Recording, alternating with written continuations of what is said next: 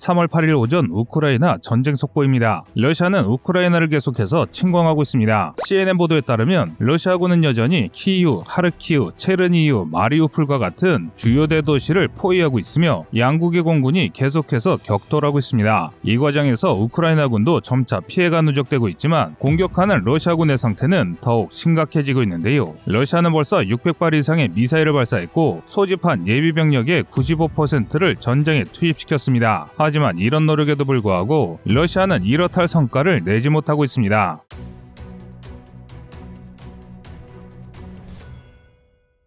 영국 국방부의 전황 리포트에 따르면 러시아군은 주말간 최소한의 지상 진격만 수행했으며 러시아가 지금까지 계획한 목표를 성공적으로 달성했을 가능성은 거의 없다고 발표했습니다. 즉 막대한 양의 미사일과 예비대를 투입해도 전술적인 실패를 겪고 있는 상황이란 뜻인데요. 반면 우크라이나군은 불리한 정황 속에서도 저항 의지를 꺾지 않고 있습니다. 지난 3월 6일 18시 15분 하르키우 상공에서 러시아 전투기가 우크라이나군의 대공미사일에 맞아 격추된 것을 시작으로 우크라이나의 저항은 더욱 거세졌습니다. 하지만 일각에서는 이 상황에 대해 의문을 제기했는데요. 마 2에 가까운 속도로 비행할 수 있는 현대 전투기들이 고작 보병이 휴대하는 대공미사일에 계속해서 격추되는 상황에 의아함을 넘어 황당하다는 것이죠. 이에 대해 영국의 싱크탱크인 왕립합동군사연구소가 러시아 항공우주군의 졸전을 분석한 자료를 발표했습니다. 결론부터 말씀드리면 러시아군이 현대전에서 요구하는 능력을 전혀 가지고 있지 못했기 때문이라고